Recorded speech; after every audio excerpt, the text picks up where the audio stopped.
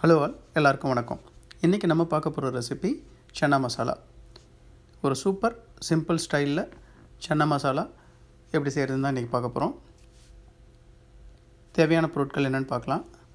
பெரிய வெங்காயம் 2 பெரிய வெங்காயத்தை கட் பண்ணிக்கோங்க. 3 தக்காளி, 10 பூண்டு பல், அந்த அளவுக்கு இஞ்சி எடுத்துக்கோங்க. பட்டை ஒரு துண்டு, 6 கிராம்பு, 3 ஏலக்காய். ஃபஸ்ட்டு இந்த பொருட்களை வச்சு நம்ம ஒரு மசாலா பேஸ்ட் அரைக்க போகிறோம். அதுக்கு எப்படி அரைக்க போகிறோன்னா, கொஞ்சம் சுடு தண்ணி வச்சுக்கோங்க. நிறைய தண்ணி சேர்த்துறாதீங்க, ஏன்னா அந்த தண்ணியும் நம்ம யூஸ் பண்ணணும்.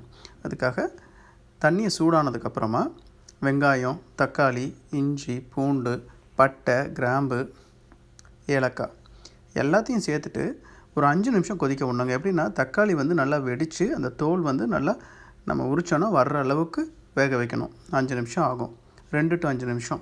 அதுக்கப்புறம் அந்த தக்காளியுடைய தோலை எடுத்து நீங்கள் டிஸ்கார்ட் பண்ணிவிட்டு தூக்கி எறிஞ்சிடலாம். தக்காளி மற்ற எல்லா பொருட்களையும் சேர்த்து நல்ல ஒரு ஃபைன் பேஸ்ட்டாக அரைச்சி எடுத்து வச்சுருங்க. ஒரு பேஸ்ட் ரெடி. அதுக்கப்புறம் ஒரு பாத்திரத்தில் 2 to 3 டேபிள் ஸ்பூன் அளவுக்கு ஆயில் விட்டுக்கலாம். 1/2 டீஸ்பூன் அளவுக்கு கசகசா டைஜஷனுக்காக. அதுக்கப்புறம் கொஞ்சமாக ஒரு கால்வாசி இல்லை அரைவாசி பெரிய வெங்காயத்தை நல்லா ஃபைன் பீஸாக சின்ன சின்ன பீஸாக கட் பண்ணி அதை இப்போ சேர்த்துட்டு நல்லா பச்சை வாசனை போகிற வரைக்கும் நல்லா வதக்கிடலாம். அதுக்கப்புறம் ஒரு 3 பச்சை மிளகா நீல வாக்கில் கீறி அதை இப்போ சேர்த்துருங்க. கார அளவுக்கு ஏற்ற மாதிரி நீங்கள் பச்சை மிளகாவை அதிகப்படுத்திக்கலாம். அதையும் நல்லா வதக்கி விட்ருங்க. ஸோ இப்போ வெங்காயம் நல்லா நிறம் மாறிடுச்சு, பச்சை மிளகாவும் நல்லா வதங்கிடுச்சு. இப்போ என்னென்னா, நம்ம ஆல்ரெடி அரைச்சி வச்சுருந்த அந்த மசாலா பேஸ்ட்டை சேர்த்துடலாம். இதில் ஆல்ரெடி பச்சை வாசனைலாம் போயிருக்கும், ஏன்னா நம்ம தண்ணியில் சேர்த்து குக் பண்ணோம். அதனால் ரொம்ப நேரம் நம்ம வதக்கணும்லாம் அவசியம் இல்லை. அதுக்காக தான் இந்த மெத்தட் ஃபாலோ பண்ணுறோம். சரி, அதை சேர்த்துட்டு ஒரு 2 நிமிஷம் நல்லா வதக்கி விடுங்க. நல்லா எல்லா வெங்காயத்துக்கூட எல்லாத்துக்கூடையும் சேர்ந்து இந்த மசாலா பேஸ்ட் நல்லா மிக்ஸ் ஆகட்டும். அதுக்கப்புறமா தேவையான அளவுக்கு உப்பு சேர்த்துக்கலாம். இதுக்கு 1 டீஸ்பூன் அளவுக்கு உப்பு சேர்த்துட்டு நல்லா ஒரு தடவை மிக்ஸ் பண்ணி கொடுங்க. அதுக்கப்புறம் மசாலா பொருட்கள், இதுக்கு மஞ்சள் தூள், கரம் மசாலா, தனியாத்தூள், அப்புறம் ரெட் சில்லி பவுடர். இதெல்லாம் பார்த்திங்கன்னா ரெட் சில்லி பவுடர் 1 டீஸ்பூன், தனியாத்தூள் 1 teaspoon, garam masala 2 teaspoon, 1/2 teaspoon அளவுக்கு மஞ்சள் தூள். இதெல்லாம் சேர்த்து நல்லா மிக்ஸ் பண்ணிவிட்டு ஒரு 5 நிமிஷம் நல்லா வதங்க விடணுங்க. இதுதான் முக்கியமான ஸ்டெப்பு. நீங்கள் வதங்க விடுறது எப்படி இருக்குன்னா, மூடி வச்சும் நீங்கள் குக் பண்ணலாம். குக் பண்ணும்போது உங்களுக்கு எண்ணெய் நல்லா தணிஞ்சு அப்படியே பிரிஞ்சு வரணும்.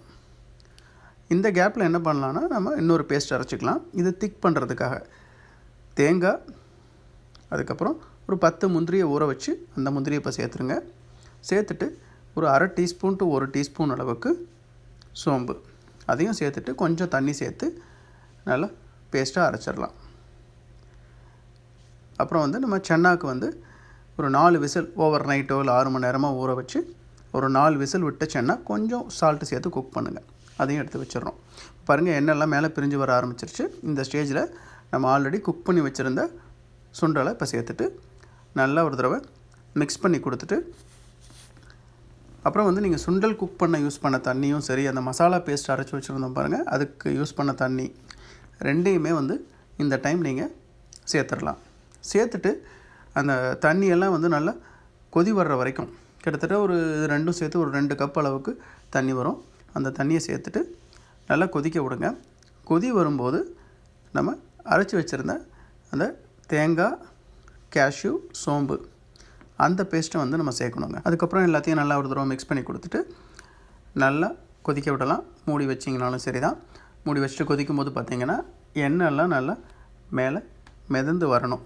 அந்த அளவுக்கு கொதி விடணும். கொதி விட்டிங்கன்னா நம்மளுடைய சன்னா மசாலா குருமா ரெடி. இந்த குருமா பார்த்திங்கன்னா நல்லா ரிச் அண்ட் க்ரீமியாக இருக்கும். சப்பாத்தி, பரோட்டா, அதே மாதிரி ஈவன் நீங்கள் ஸ்நாக்கு கூட அப்படியே எடுத்து வச்சு கொஞ்சம் ஆனியன் தூவி சாப்பிட்டிங்கனாலும் சூப்பராக இருக்கும்.